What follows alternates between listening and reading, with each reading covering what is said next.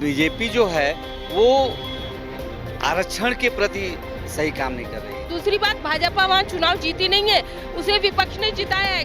हिंदुत्व की आस पे जीतती है भाजपा। ताजमहल में हम कह रहे बंद करो, ताजमहल को अभी बंद कर दो। ताजमहल को क्यों लिए जा रहे हैं? उसके लाखों लाख जो करोड़ों करोड़ उसके आमदनी आ रही, क्यों ले रही है सरकार? बंद करो।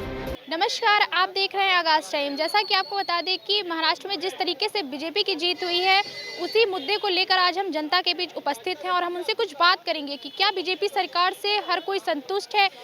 रोजगार और भी चीज़ों को लेकर हम बात करेंगे। सर, क्या कहना चाहेंगे? बीजेपी की जिस तरीके से जीत हुई है महाराष्ट्र में, उस पर आप क्या कहना चाहेंगे?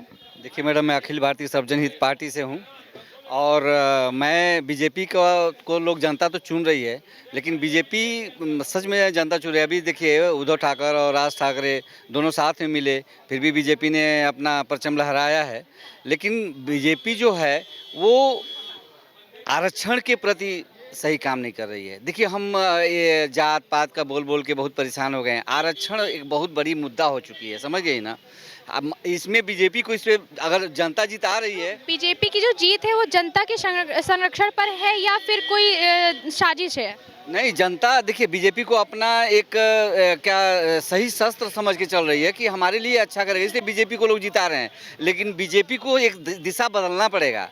आरक्षण बहुत बड़ा मुद्दा बन गया है। देखिए मैडम, अभी नीट में -40% वाले को क्या नाम है मिल जाएगा, मतलब एडमिशन, लेकिन जनरल का 99-96% पे नहीं मिलेगा। ये बहुत बड़ा मुद्दा है, इस पे बीजेपी को ध्यान देना चाहिए। अगर जीती है तो इसका हम बहुत ज़्यादा, मतलब इसको हम कहते हैं कि बहुत उनके बीजेपी के लिए बहुत अच्छी बात है, क्योंकि ये दोनों मिल के राज ठाकरे और उद्धव ठाकरे मिल के जो नहीं कर पाए, बीजेपी अपने दम पे कर रही है। और बीजेपी को लोग इसीलिए जनादेश दे रहे हैं कि बीजेपी एक अच्छा काम कर रही है। सब लोग यही सोच रहे हैं कि अच्छा एक देश के लिए अच्छा काम कर रही है और बढ़िया काम कर रही है, क्योंकि और देशों में देखिए तालके मचे हुए हैं, लेकिन इंडिया में कम से कम शांति है। विकास मोदी जी का गवर्नमेंट सही काम कर रही है और मुझे लग रहा है कि ये सही दिशा भी है और इस दिशा पे काम करे। लेकिन आरक्षण, मैं बार बार हर चैनल पे मैं बात बोल रहा हूँ, जैसे जब भी मेरी बात होती है मैं आरक्षण का मुद्दा उठाता हूँ। आरक्षण बहुत एक दिन जाके बहुत बड़ा प्रॉब्लम है। ये आपको आर्थिक आधार पे आरक्षण को करना चाहिए और बीजेपी को इस पे संज्ञान लेना चाहिए। आरक्षण को आर्थिक आधार पे देना चाहिए, चाहे किसी भी जाति से हो, चाहे किसी भी इससे हो, लेकिन आरक्षण बहुत बड़ा मुद्दा है मैडम, ये बहुत बड़ा मुद्दा है और इसको बीजेपी को। मुख्यमंत्री और केंद्र सरकार का इसमें कितना योगदान है? जिस तरीके से वहाँ पर जीत हुई, क्या जो है जनता की उम्मीदों पर खरा उतरेगी? एकदम अगर मतलब एकदम उनसे पूछा गया था कि जैसे अभी इन्होंने ओवैसी साहब ने महाराष्ट्र में ही जाके बोला था कि भगवा क्या बुर्का वाली कुछ बनेगी और वहाँ पे यही प्रचार में चल रहा था, लेकिन इसको लोगों ने नकार दिया। मुस्लिम लोगों ने भी नकार दिया इस चीज़ को, क्योंकि आप एक जात को लेकर चल रहे हो, कौम को लेकर चल रहे हो और ये देश कौम से नहीं चलेगा। एक जात सबसे बड़ा बयान था कि एक हिजाब वाली महिला क्या जो है बन सकती है, वही उनके लिए बैक फुट वही हो गया। अगर ये शब्द नहीं बोले होते तो आज राज ठाकरे और की पार्टी जो MNS पार्टी है, चाहे वो उद्धव ठाकरे की पार्टी, आगे आई होती। अगर ये बात उन्होंने जो हिजाब का बोल दिया कि एक हिजाब वाली बनेगी, मेयर बनेगी, वो उनके लिए बैकफुट चला गया और ये चीज़ उन्हें नहीं बोलना चाहिए था, क्योंकि वो पॉइंट को पकड़ ले रहे हैं। जनता इस चीज़ को पकड़ ली है और इसीलिए भाजपा के लिए सबसे अच्छा मुद्दा बन गया। और भाजपा इसे, जैसे देखिए बिहार में भाजपा को तो अपने आप लोग दे रहे हैं, अपने बातों में दे रहे हैं। भाजपा एक ऐसी पार्टी नहीं होगी, भाजपा को बहुत समझदारी से काम कर रही है। लोग अपने आप दे रहे हैं मुद्दा, उनको क्या बोलने की जरूरत थी? आप जीत जाइए, उसको बना दीजिए। आपने ये बात बोल दिया, अब उनको मुसलमान भी नकार दिए कि ये तो तुष्टीकरण की राजनीति कर रहा है। भाजपा तुष्टीकरण की राजनीति नहीं करती है, एक मजे की राजनीति कर रही है। उसको हर पार्टी को समझने की जरूरत है और हर पार्टी अगर समझी नहीं, जैसे अखिलेश यादव ने बोला है कि भाजपा एक पॉलिटिकल पार्टी नहीं है, एक समझदार पार्टी बन चुकी है। वो तरीके से लड़ रही है चुनाव, वो सच में तरीके से लड़ रही है चुनाव। इसको हर पार्टी को समझना है। जब तक हर पार्टी समझ के इसको चुनाव को नहीं लड़ेगी, भाजपा को हरा नहीं सकती है।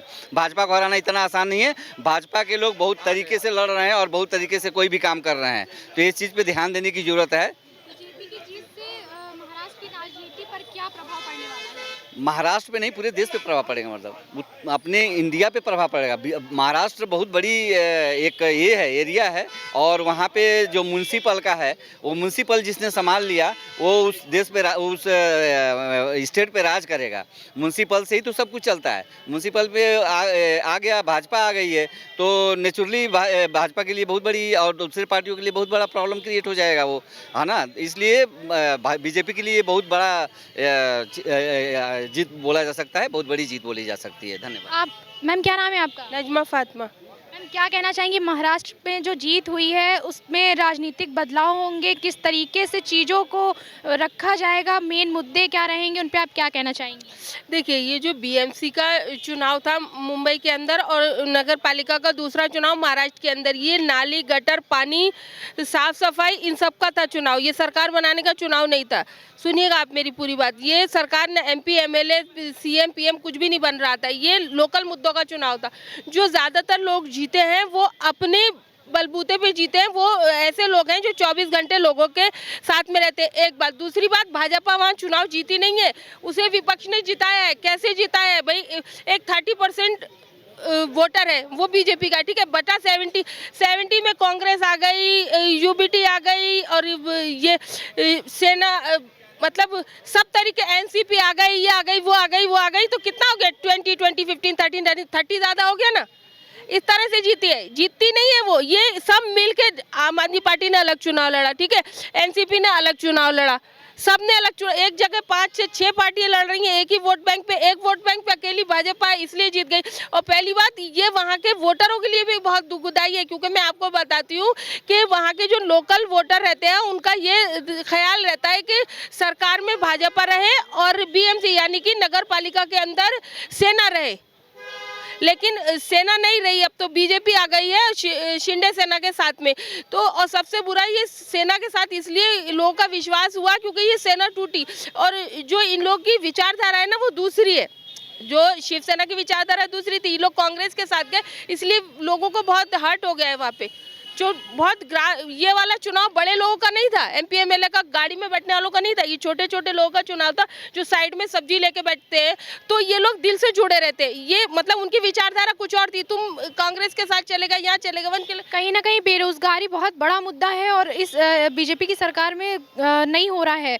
हर कोई बोल रहा है कि व्यवस्था नहीं है, उस तरह की परीक्षाएं हो रही हैं, जॉब्स नहीं है, उस पर आप क्या कहना चाहेंगे? नहीं, ये तो सच्चाई है कि ये बेरोजगारी, स्वास्थ्य, सारे मुद्दे हैं। कोई मुद्दे यहाँ पे लिए ही नहीं जा रहे। ये तो बयानबाजी हो रही है। इधर से कोई तलवार बांट दे रहा है, उधर से कोई डंडे बांट दे रहा है। इधर से कह रहे सलमान को निकालो, उससे कह रहे शाहरुख को निकालो। हम कह रहे सलमान शाहरुख को निकाल के तो दिखाओ, हम तो मर्द मान लेंगे, तुम्हें निकाल के तो दिखाओ। अरे तुम्हारे घर में तो ये तुम्हारी गाड़ी घोड़ा सब मिला के उतना नहीं होगा जितना सलमान के कुत्ते के खाने के बर्तन है महंगे है। और तुम सिर्फ बयानबाजी करे जा रहे हो। सच्चाई में करके तो दिखाओ। निकाल दो सलमान को, निकाल दो। कोई कह रहा है कि उसको उर्स नहीं होने देंगे इसके अंदर। ताजमहल में हम कह रहे बंद करो, ताजमहल को अभी बंद कर दो। ताजमहल को क्यों लिए जा रहे हैं? उसके लाखों लाख जो करोड़ों करोड़ उसके आमदनी आ रही, क्यों ले रही है सरकार? बंद करो, ताजमहल बंद कर दो। हम तो आज यहाँ से कह रहे हैं ये सब फिजूल की बातें हैं, क्योंकि ना रोजगार दे पा रहे, ना स्वास्थ्य दे पा रहे, लोगों का विश्वास पे ये खरे नहीं उतर रहे। तो इस तरह के मुद्दे ला रहे हैं। महंगाई, बेरोजगारी और भ्रष्टाचार कहीं ना कहीं बढ़त की तरफ है या घट रहा है? बहुत बढ़ गया है भ्रष्टाचार, तो बहुत बढ़ गया है। बिना हाथ पे रखे छोटे से छोटा, बड़े से बड़ा भी काम नहीं कर रहा है। योगी जी जैसे मजबूत माने जाने वाले यहाँ पे वो हैं, सीएम है, उनसे भी तो नहीं डर रहे लोग। कोई लाठी बांट रहा, कोई डंडे बांट रहा, और लोग भ्रष्ट ले रहे, पैसे भी रिश्वत ले रहे, सामने से ले रहे हैं, उनको डर ही नहीं है।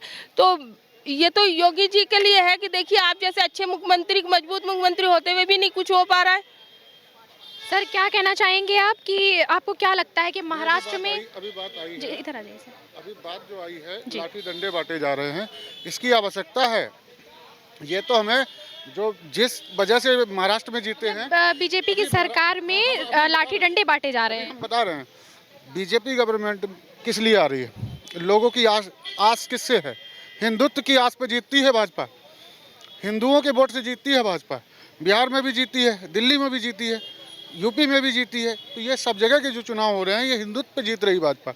और हिंदुत्व के लिए कर क्या रही भाजपा सरकारी जब हम अप्लाई कर रहे हैं, हम खुद खरीदने के लिए तैयार हैं, तो अस्त्र शस्त्र क्यों नहीं दे रहे हैं?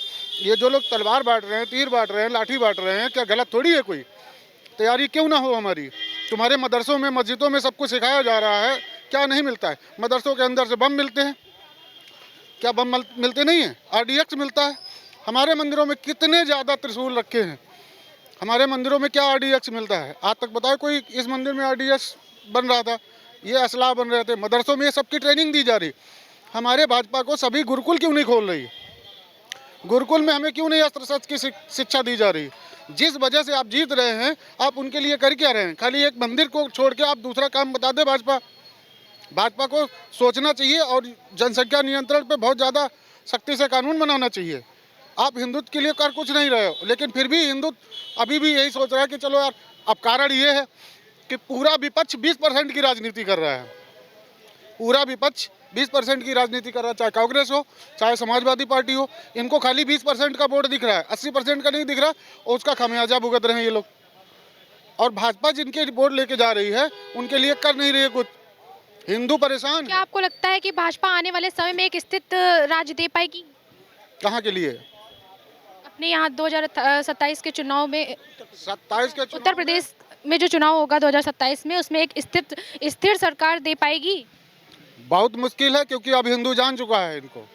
हिंदू समझ रहा है इनको कि हिंदुओं के लिए ये 4 काम नहीं कर रहे हैं। खाली फूल बरसाने से हिंदुओं की सुरक्षा नहीं हो जाएगी। हिंदुओं की सुरक्षा करनी है तो आपको गुरुकुल। अब आप ये बताओ, 2014 में आप आए थे, 2014 से पहले हिंदू परेशान था। क्या गैंगरेप बंद हुए? क्या धर्मांतरण बंद हुआ? कुछ काम नहीं हो रहे। हिंदुत्व के लिए काम क्या हो रहा है? फूल बरसा रहे हो आप। फूल बरसाने से कौन सा हमें मजबूत हो जाएगा? हमारे ऊपर 5 कुंटल फूल बरसा दो, क्या हमारा शरीर लोहा लाट बन जाएगा? नहीं बनेगा। हमको अगर हमारे बच्चों के हाथ में मोबाइल दे दिया पढ़ाई में, आपने सिलेबस में मोबाइल दे दिया यार बच्चों को क्या चाहिए था कि अभी तो कुछ उनका एक बयान उनका तो ये भी आया हुआ है कि बच्चों से फ़ोन को दूर रखा जाए, सोशल मीडिया से दूर रखा जाए। हाँ, सोशल मीडिया दूर रखा जाए, लेकिन सिलेबस में दे दिया जाए। जब भी आपका कोई भी होमवर्क होता है तो उसमें मोबाइल दिया गया है। क्यों दिया गया है यार? उनको चाहिए क्या? अभी बचपन में हमें क्या सिखाया जाता था? कबड्डी, खो खो, जिससे हमारे शरीर मजबूत होते थे बच्चों के। अब वो हमारे गुरुकुलों में हो सकता है भाई। गुरुकुल में हमारे पास पूरा टाइम होता है, 24 घंटे में बच्चा 8 घंटे सोता है। उसके बाद क्या करता है? 4 घंटे सिर्फ पढ़ाते हो आप स्कूल में। 4 घंटे के बाद बच्चा क्या करे? उसको होमवर्क दे दिया, ये सब चीज़ें ठीक नहीं। 4 घंटे आप वहाँ पढ़ाते हो, क्या 1 घंटे हमारे सनातन के लिए पढ़ाई नहीं हो सकती? उसकी आधे घंटे की क्लास हमारी दी जाए, तीर तलवार लाठी चलाना सिखाओ। आधे घंटे में हमें चारों वेदों का ज्ञान सिखाओ। हिंदुत्व की रक्षा कब होगी? जब उसको वेद का ज्ञान होगा, हमें अपने धर्म का ज्ञान होगा, तभी तो हम उसकी रक्षा कर पाएंगे। क्या चिल्लाने से थोड़ी हो जाएगा? हम हिंदू की सुरक्षा करेंगे, कैसे करोगे? लाठी डंडा बांटने की जरूरत पड़ेगी ही पड़ेगी तुमको, लेकिन लाठी डंडा चलाना किसको आता? तीर तलवार जिसको आप बांट रहे हो, उसको क्या चलाना आता है? क्या आपने गुरुकुल में सिखाया? कौन से स्कूल में सिखाया जाता है? स्कूल में तो ये हमने सुना है कलावा बैन हो रहा है, टीका बैन हो रहा है, ब्राह्मणों का जनेऊ बैन है। ऐसे ऐसे स्कूल आपके यहाँ चलते हैं। ये क्रिश्चियन स्कूल जो चलते हैं, उनमें क्यों चलते हैं भाई? क्रिश्चियन स्कूल में हमारे इंग्लिश मीडियम जो स्कूल हैं, ये आपका सेंट मैरी, फलाना मैरी, इन स्कूलों में बच्चे हिंदुओं के जाते क्यों हैं भाई? इस पर ऑब्जेक्शन होना चाहिए सरकार। अब भाई हम ऑब्जेक्शन तो नहीं कर सकते हैं, हम आपको वोट देके सरकार बना सकते हैं। वो काम हमने इसको पूरी ईमानदारी से किया। हमको मिल क्या रहा है बदले में? हमको मिल क्या रहा है बदले में? राशन उनको बांट रहे हो, राशन उनको बांट रहे हो। आयुष्मान योजना में उनको पूरा लाभ है। हम 2, हमारे 2, हम 4 हुए। और आयुष्मान कार्ड में क्या दिया गया है? 5 या 5 से अधिक डायरेक्ट लाभ आप दे रहे हो किसी और को, और बता रहे हो कि आप हिंदुओं के हितैषी हो। कहाँ हिंदुओं के हितैषी हो? हमारी मजबूरियां हैं जो हम आपको वोट दे रहे हैं। इस बार अखिल भारतीय सर्वजन पार्टी आई है इन्हीं मुद्दों को लेके। 2027 में चुनाव लड़ेगी, और कहीं ना कहीं इस बार सरकार को समझ में आएगा कि हाँ, कोई और भी पार्टी जो हिंदुत्व के लिए काम करना चाहती है। एक तरफ वो बोलते हैं कि हिंदू राष्ट्र घोषित कर देंगे, इधर आ जाइए। एक तरफ बोलते हैं कि हिंदू राष्ट्र घोषित हो जाएगा, और कहीं ना कहीं हिंदू ही मारा जा रहा है और उन पे ही आपदाई हुई है। उस पर आप क्या कहना चाहेंगे? उसको आप किस तरीके से देखते हैं? हमको नहीं चाहिए ऐसा हिंदू राष्ट्र जो कागजों में हो। हमको वो हिंदू राष्ट्र चाहिए कि हमारे बच्चों को गुरुकुल में पढ़ाना जिस दिन शुरू कर दोगे आप, किस तरह की पढ़ाई हो, ऐसा गुरुकुल बनाओ, इस तरह के गुरुकुल बनाओ। जो स्कूल हैं उनमें आप शिक्षा प्रणाली बदलो कि 2 घंटे और पढ़ाओ। हम नहीं चाहते हमारे बच्चे को 4 घंटे पढ़ाओ, हम चाहते हैं हमारे बच्चे को 8 घंटे पढ़ाओ। 16 घंटे फिर भी बचेगा, 8 घंटे सोएगा, 8 घंटे घर में खेलेगा। 8 घंटे पूरी पढ़ाई करो, उसको कम से कम गुरुकुल में अस्त्र शस्त्र की पूरी विद्या सिखाओ। अलग से क्लास दो हिंदुओं के बच्चों को, क्या नहीं दे सकते हो आप? हिंदुत्व के लिए आए हो, हिंदू राष्ट्र बनने से क्या होगा? हमारा जनसंख्या तुम्हारी बढ़ती चली जा रही है। आने वाले 20-25 साल में क्या हम बराबर नहीं हो जाएंगे? 3-4% थे मुस्लिम, आज की डेट में देख लो आप 20-22% हैं। ये कितनी तेज़ी से बढ़ रहे हैं। और आप क्या कहते हो कि बच्चे ज़्यादा पैदा करो, ये हल नहीं है। जो बढ़ा रहे हैं उन पर विराम क्यों नहीं लगाते हो? आप क्यों नहीं जनसंख्या नियंत्रण कानून पूरी तरीके से लाते हो? जबकि 2014 में जब आप आए थे तो आपने क्या कहा था? सबसे पहला मुद्दा जनसंख्या नियंत्रण का होगा। 10 साल में बहुत फर्क पड़ जाता, पूरी तरीके से ये लागू हो जाता। क्या आपने किया? नहीं किया। क्या ठगाई कर रहे हो यार हिंदुओं के साथ? हिंदुओं के साथ सीधे सीधे ठगाई कर रहे हो आप। इस तरीके से आप ठगोगे।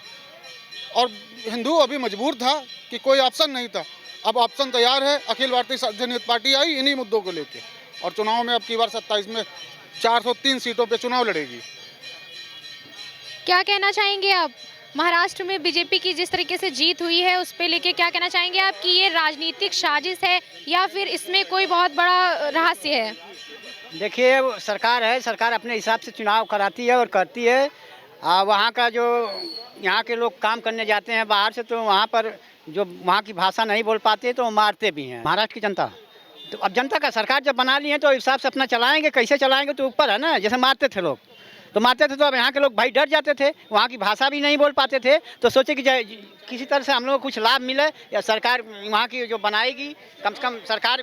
आपको क्या लगता है कि बीजेपी सरकार महाराष्ट्र में जिस तरीके से जीत हुई है तो क्या विकास के मुद्दों को लेकर वहाँ पर प्रचंड जीत मिली है उनको, या फिर किसी और तरीके से देखते हैं इसको? देखिए, कमाने खाने लोग जाते हैं। जानते हैं कि केंद्र सरकार है, हम भाजपा की है, और वहाँ मारे जाते हैं लोग। तो मारे जाते हैं तो जब वहाँ की भाषा नहीं बोल पाते हैं, मारे जाते हैं, तो बेचारे सोचते हैं कमाने खाने का हमको मौका मिलेगा और यहाँ हम लोग की सुरक्षा के भी मौका मिलेगा और रोजगार भी मिलेगा, तो अच्छा रहेगा। इसके नाते से वोट किया है, और बाकी तो वो लोग जैसे करते हैं या नहीं करते हैं, बाकी तो वोट लेके। बीजेपी की जीत महाराष्ट्र की राजनीति में कोई बड़ा बदलाव लाएगी?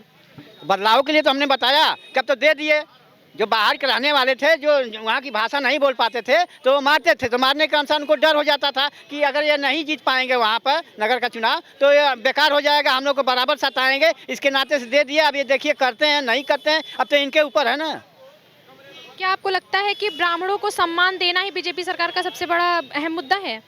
देखिए, सरकार और सवर्ण की सरकार है, ये 10% आरक्षण 10-12% आरक्षण लागू कर लिए हैं अपने में। अब ये इस समय नहीं दे रहे हैं तो ब्राह्मण ये विधायक हैं, जनता नहीं है। ये अपना सोच रहे हैं कि गोड़ हाथ पड़ते हैं। ब्राह्मण कुछ ऐसे गरीब हैं जो पतला देखते हैं तो हाथ पैर पकड़ के जाते हैं कि भैया हम जीत हो जाए हमारा। जब जीत हो जाता है थाने पुलिस या कहीं वो जाते हैं तो सुनवाई नहीं होती है। जब नहीं सुनवाई होती तो बेचारे विधायक हैं, ये संविधान के हिसाब से बैठे हुए हैं, तो अपनी राय विचार कर रहे हैं, तो इन लोगों को डर लग रहा है। ये पार्टी भी चला रहे हैं, सुन रहे हैं आप, तो ये अपने पार्टी में रहें या बात रखें, डर क्यों रहे हैं? जब एक विधायक या 10-10 से 20-20, 50-50, 60-60 जो जीते हैं, जब ये लोग डर रहे हैं तो बाकी लोगों का दशा क्या होगा? ये पुरानी परंपरा ले आना चाह रहे हैं। उत्तर प्रदेश में संविधान चलता है?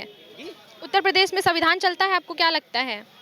चलता तो विधायक लोग जुड़ जा रहे हैं कि हमारा नहीं सुना जा रहा है, और पैर पकड़ते हैं पुराने परंपरा से। पतला देखते हैं, पतला के हिसाब से जीत करते हैं। जब वही जो ब्राह्मण है वो जाते हैं कामों से तो सुनते नहीं है ये लोग। 10% आरक्षण भी लागू कर लिए संविधानिक हिसाब से, उसको लागू नहीं कर रहे हैं। क्यों नहीं कर रहे हैं? ये बेचारे परेशान हैं, तो करना चाहिए ना। जब कोई अभी विपक्ष की सरकार बना लेंगे तो कानून छाटेंगे, ये कमी है वो कमी है ये कमी है। तो आज कहाँ नहीं भर्तियाँ कर रहे हैं, और उसकी मांग क्यों नहीं कर रहे हैं? ब्राह्मण को मांग करना चाहिए ना। 60-65 है, आज बेचारे देखिए पार्टी बनाए हैं, ये कह रहे हैं हमारे में आइए, तो पार्टी बना में रहे या तो आप हैं तो आप मांग करिए सरकार से, सरकार को गिराइए, मांग करिए। आप तो विधायक हैं, जनता तो नहीं ना है, जनता चिल्लाते रहे विधायक हैं। आज तो मीटिंग करने में डर रहे हैं लोग, दूसरी पार्टी भी कर रही आ रहे हैं। तो आपसे तो देश का सरकार चल रही है, तो आप क्यों चुप्पी बैठे? जब आप जैसे विधायक मीटिंग करके चुप्पी साधेंगे तो कौन चला रहा है सरकार, यही पता नहीं चल रहा है। क्या कहना चाहेंगे आप महाराष्ट्र की जीत पर? महाराष्ट्र में जीत हुई है बीजेपी की, इसके लिए बीजेपी को बहुत बहुत बधाई देता हूं। लेकिन जहां तक उत्तर प्रदेश की बात है, उत्तर प्रदेश का लॉ एंड ऑर्डर पूरी तरह से बिगड़ चुका है। उत्तर प्रदेश में कानून का कोई राज नहीं है, इसमें कोई दो राय नहीं है। आज पुलिस कर्मी जो है बलात्कार में लिप्त हैं, रंगदारी में लिप्त हैं। बांदा में एक युवक को 5 पुलिसकर्मियों ने अवैध गांजा लगाकर भेज दिया।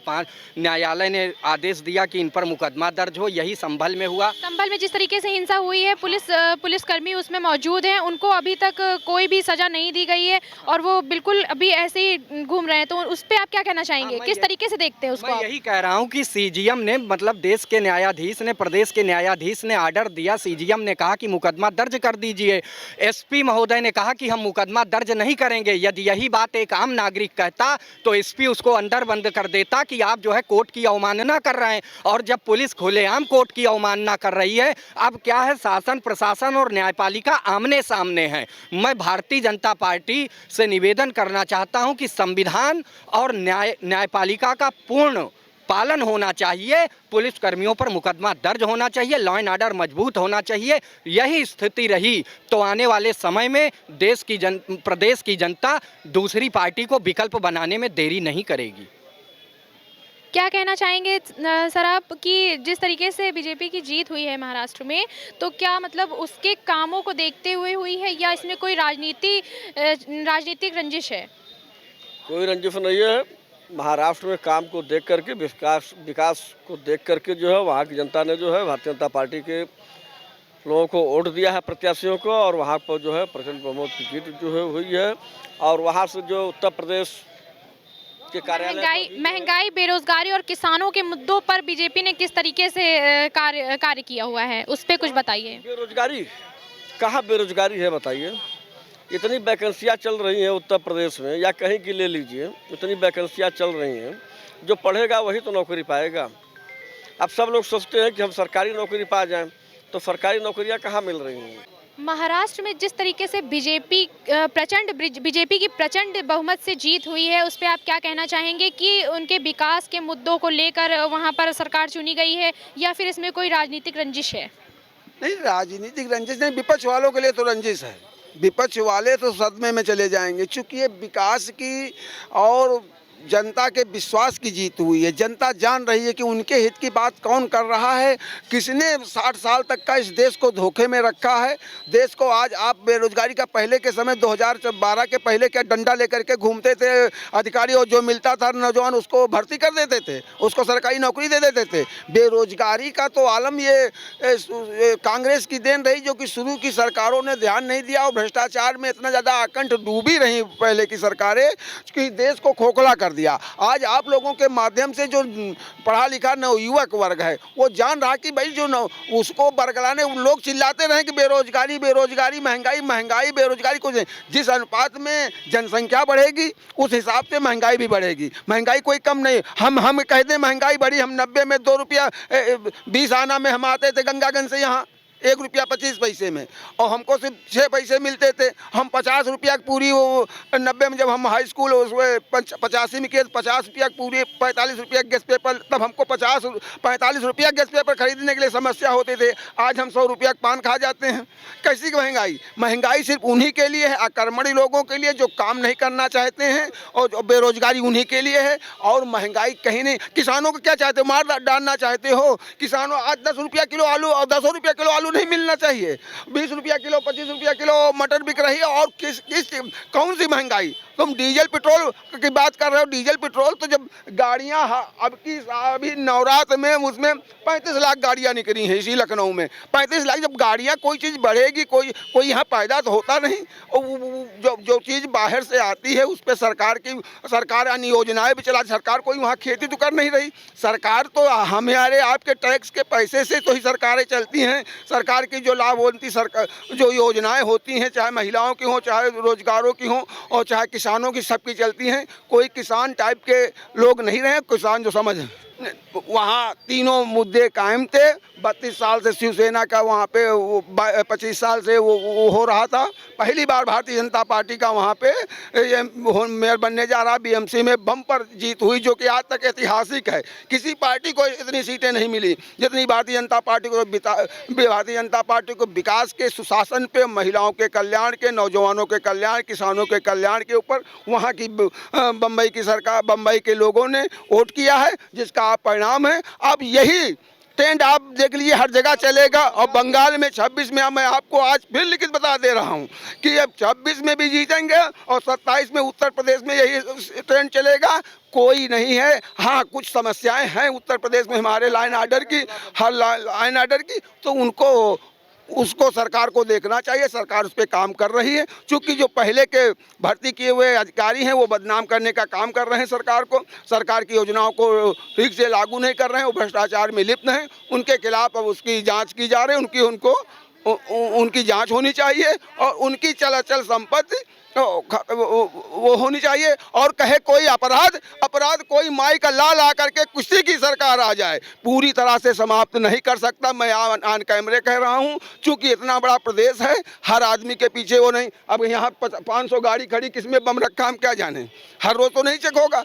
और हम आपके बीच में खड़े, अभी हम आपके कट्टा लगा के मारना शुरू कर दे तो आप क्या जानोगी। हाँ, हर आदमी की तो चेकिंग होगी नहीं। तो इसलिए इसके लिए जनता को भी सजग होना पड़ेगा, जनता को भी इसमें सहयोग करना पड़ेगा सरकार का, और तब जाके सरकार सिर्फ योजनाएं बना सकती हैं और उनको लागू करवाना उस मोहल्ले के सभासद की जिम्मेदारी, उस जनता की जिम्मेदारी। तुमने सभासद को वोट दिया, सभासद को नहीं काम करता, सभासद का घेराव करिए। सभासद उसके वो नहीं होगा तो जाकर अपने विधायक का करेगा या वहाँ करेगा, जब उसके रोज करोगे। और प्रधान, गांव में प्रधान इसीलिए बनाए जाते हैं। आप प्रधान के सामने समस्या रखिए, प्रधान को आपने जिताया, आपने वोट दिया, उससे आप कहिए अपनी समस्याओं को कि ये भ्रष्टाचार, तो उसमें आप एकजुट होइए। अब वहाँ पे हम आप जा करके किसी की जेब में अपना काम कराने के लिए 1500 लेखपाल की जेब में डाल दें या उसके डाल। क्या आपको लगता है कि आने वाले समय में बीजेपी राज्य को बेहतर सरकार दे पाएगी? बिल्कुल बेहतर सरकार दे रही है, और जिस दिन नहीं दे पाएगी, जनता समझ लेगी कि नहीं दे पा रही, उस दिन बीजेपी खत्म हो जाएगी। ऐसा कुछ नहीं, किसी के नहीं, जनता का ये, चाहे जिसकी सरकार हो, चाहे कांग्रेस की हो, चाहे समाजवादी पार्टी, चाहे भारतीय जनता पार्टी, चाहे बसपा की, जिसकी भी सरकारें बनेंगी वो जनता के सहयोग से बनेंगी। जनता जिसको सहयोग करेगी, जनता जिसको चाहेगी कि हमारे हित की बात ये कर रहा है, ये पार्टी कर रही, उसी को चुनेगी। और अन्य चिल्लाते रहें, और अभी आप कल से देख लेना, एक चलने लगेगा, वहाँ भी हैक हो गई। ये हर जगह मशीनें हैंग होने का, ये लोग रोना शुरू कर देंगे। ये नहीं करेंगे, जो 150 उनके जीते वो कैसे जीत गए। अगर हैक करना, कोई चोरी करने जाएगा तो पूरा माल उठा लेगा घर का, कि हमारी ये नहीं समझ में आता कि वो आधा छोड़ा। अगर हैक करना होता हमको तो 240 पे नहीं लोकसभा में रह जाते। ये मूर्खों वाली बात करते हैं लोग, मूर्खते। अरे 32 और कर लेते, 32 और डीएम सारे को सेट कर लेते, 32 और विधायक, काहे हम किसी को हाथ जोड़ना पड़ता। ये सब वो जनता जान रही, वो जनता देख रही, उसी आधार पर जनता वोट करे। नहीं, किसी समुदाय को विशेष सम्मान देने से संतुलन तो भी नहीं बनेगा। आपको सारी समुदाय को आपको समान उससे देखना पड़ेगा, तभी जाकर के देश चलेगा। और अभी तक की सरकारों ने यही किया, एक विशेष समुदाय को, जिनका आज नस्ल नाबूद हुई हैं, जिस कारण इसीलिए हुई कि एक विशेष समुदाय के लिए वो योजनाएं लाते थे, योजनाएं बनाते थे, और एक 80% समुदाय था उसको निगलेक्ट करते गए। आज जिसका खामियाजा कांग्रेस भुगत रही है। आपके टीवी के इसके मार्फत से फिर कह रहा हूँ, कांग्रेस का कोई नाम लेवा उस प्रदेश में नहीं रहेगा, देश में नहीं रहेगा। वो डायनासोर की आखिरी औलाद, जैसे हम लोग अब सोचते हैं कोई डायनासोर थे पढ़ते हैं, वैसे ही कांग्रेस का नाम पढ़ा जाएगा कि और कोई हो सकता, और कोई पार्टी आ सकती, लेकिन कांग्रेस नहीं आ सकती है। किसी का जन्म है तो उसका मृत्यु है, और कोई सदा भारतीय जनता पार्टी की भी सरकार नहीं रह सकती है। ये नहीं कि वो है, जनता का मूड है। जनता हित की जब तक बात करेगी, जनता का काम करेंगे भारतीय जनता पार्टी के कार्यकर्ता और नेता, तब तक भारतीय जनता पार्टी की सरकार रहेगी। नहीं, सकारात्मक बदलाव होना चाहिए, ये हम भी मानते हैं कि बदलाव तो होना चाहिए, लेकिन बदलाव जब कोई विकल्प सामने होगा तब तो बदलाव करेगी जनता। जब विकल्प ही नहीं है, भाई आदमी के सामने लड्डू रखा, लड्डू के बाद अगर रसगुल्ला कहीं रखा हो तब तो आदमी जाएगी कहाँ, चलो रसगुल्ला खा लिया जाए।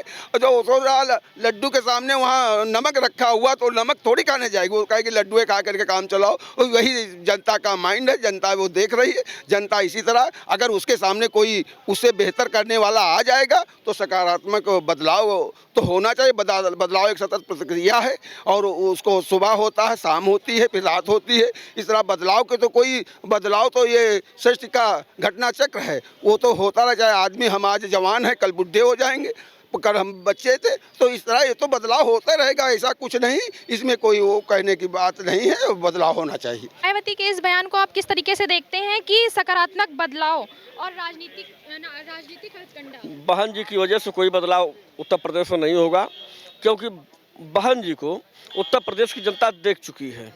इस वास्ते जो है बहन जी के बहकावे में, बहन जी के कहने पर उत्तर प्रदेश की जनता जो है बहुजन समाज पार्टी के साथ नहीं आएगी।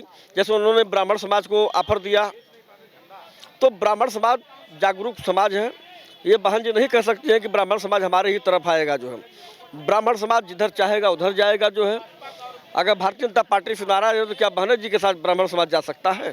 क्या बहन जी का सरकार देखी नहीं है ब्राह्मण समाज? इस वास्ते बहन जी अगर कहीं है तो उसका खंडन है, ये नहीं है कि ब्राह्मण समाज जो बहुजन समाज पार्टी के साथ जा रहा है।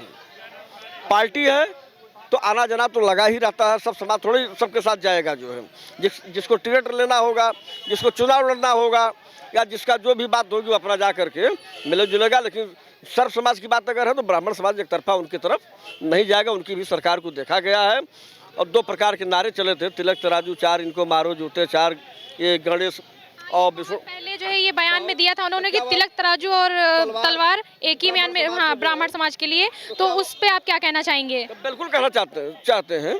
तो उस समय जब ये नारा हुआ था तब फिर वही बहन जी की तरफ से दूसरा नारा हो गया था, ब्रह्मा विष्णु महेश है, क्या जो है क्या नारा था, हाथी नहीं गणेश ब्रह्मा विष्णु महेश, जो ये भी नारा उसका चला था। जो है ये सब नारा है, राजनीति का फार्मूला है। जो है ब्राह्मण समाज को लुभाने के लिए सब पार्टियां क्या क्या, उधर शिवपाल जी बोले कि भारतीय जनता पार्टी में तौहीनी हो रही है ब्राह्मण समाज की, तो हमारे तरफ ऑफर खुला हुआ है, हमारे तरफ पूरा सम्मान है। बहन जी को अब ब्राह्मण समाज याद आया है, इसके पहले कोई ब्राह्मण समाज नहीं याद आया था। वहीं बहन जी की जब सरकार थी तो राष्ट्रीय महासचिव माननीय सतीश मिश्रा जी को नज़रअंदाज कर दिया गया था। जो है भले हमारे ब्राह्मण समाज के सबसे ज़्यादा विधायक मंत्री बनाए गए थे, लेकिन किसी की बात को चलने नहीं देती थी बहन जी। जो है तो वह समाज ब्राह्मण समाज बुद्धिजीवी समाज है। ऐसा ऑफर ये नहीं है कि ब्राह्मण समाज बहन जी के साथ जाएगा, ऐसी कोई बात नहीं है। ब्राह्मण समाज आने दीजिए, जैसे चुनाव करीब आएगा उस तरीके से उसकी व्यवस्था को देखा जाएगा।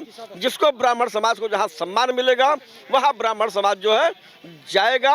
और इस तरीके से कब तक ब्राह्मण समाज अपनी आप लोगों को झेलता रहेगा कि ब्राह्मण समाज अपने प्रतिनिधि, अपने विधायकों से अपनी बात नहीं कर सकता है। अपनी बात को ब्राह्मण समाज, सबकी बात तो कोई यादव हो तो यादव समाज के अखिलेश जी कर देते हैं, एससी समाज के लोग एससी समाज में कर देते हैं। हर समाज तो अपने आगे के लोगों को ले जा करके पहुंचा देता है, लेकिन ब्राह्मण समाज की बात को कोई सुनने के लिए तैयार नहीं रहता। ब्राह्मण समाज किससे अपने दुख दर्द का है। जो है इस वास्ते ब्राह्मण समाज इस बार 2027 के चुनाव में संगठित हो करके जहां भी जाना होगा संगठित हो करके उसके तरफ जाएगा। ये आने वाला दिन और समय बताएगा 2027। क्या समाज में जातिगत मुद्दों पर खुलकर बात होनी चाहिए? देखिए, हम आपको एक चीज़ बता दें, जातिवाद का तो एक रोग बढ़ गया है और रह गया है। जैसे अखिलेश यादव जी ने कहा, शिवपाल जी ने कहा कि ब्राह्मणों का भाजपा में सम्मान हो रहा, तो हम अखिलेश जी से ये भी पूछना चाहते हैं कि एक गरीब ब्राह्मण के साथ इटावा में क्या हाल हुआ था, एक ब्राह्मण नीरज मिश्रा के साथ एक जाति को सम्मान देना क्या उचित है? नहीं, एक जात का सम्मान देने की बात नहीं, तो यार सर जात की बात सम्मान हो रही है। बाकी ब्राह्मण एक पढ़ा लिखा है, ब्राह्मण दूसरे को सम्मान देता है, दूसरे से सम्मान लेता है, ये भी एक चीज़ रह गया।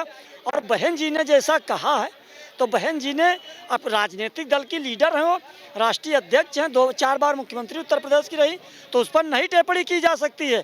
बाकी ये बहन जी का सोचना पड़ेगा, अगर 20% अनुसूचित जाति के उनके लोग साथ नहीं हैं, ब्राह्मणों को और मुसलमानों को अगर वो जो है गुमराह करना चाहते हैं तो संभव नहीं है। अब 20% मुसलमान भी है, मुसलमानों का रहनुमा और मुखिया असरुद्दीन ओवैसी पनप आया है, वो भी देखिए महाराष्ट्र में कितनी अच्छी जीत हासिल की है, बिहार में कितनी अच्छी सीट की जो है हासिल की है। तो कहने का हमारा ये मतलब है ऐसा कुछ नहीं है।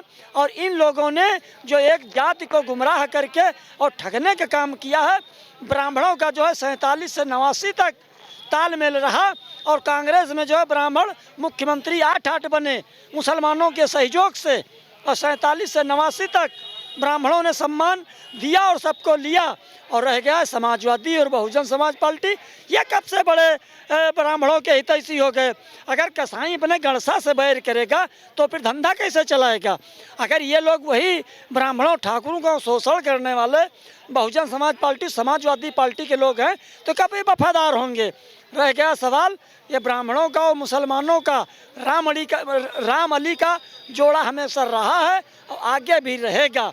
और ब्राह्मणों का अगर सबसे ज़्यादा किसी ने सम्मान किया है 47 से 89 तक वो मुसलमानों ने किया, और हमेशा जो है ब्राह्मण मुख्यमंत्री रहा। 2027 में अगर बहन जी ने ब्राह्मण समाज को लिया और असरुद्दीन ओवैसी साहब से गठबंधन किया तो नैया पार होगी। नहीं, उनका कहना है कि वो किसी से गठबंधन नहीं करना चाहती हैं, सब उनसे गठबंधन करना चाहते हैं। वो ऐसा कुछ नहीं, टाइम चला गया। अनुसूचित जाति में भी लोग तमाम पढ़े लिखे हैं, अनुसूचित जाति में भी तमाम लोग विद्वान हैं। अब ऐसा नहीं कि किसी को गुमराह करने से राजनीति की दुकानदारी नहीं चल पाएगी। अब हिस्सेदारी सबको चाहिए, भागीदारी सबको चाहिए, हक अधिकार सम्मान सबको चाहिए। जिस तरीके से हिंसा अपराध बढ़ता जा रहा है, संभल में हुए हादसे को लेकर पुलिसकर्मियों को अभी तक कोई भी ठोस कदम नहीं उठाया गया है, और जिस तरीके से लोगों का कहना है कि बीजेपी सरकार में गुंडे माफियों का एक जो है पनप रहा है, और आने वाले समय में कहीं ना कहीं विकास के लिए मुद्दों को रख के बात की जाएगी। आप देख रहे हैं आगाज़ टाइम, वीडियो पर्सन अमित के साथ मैं मिताली वर्मा।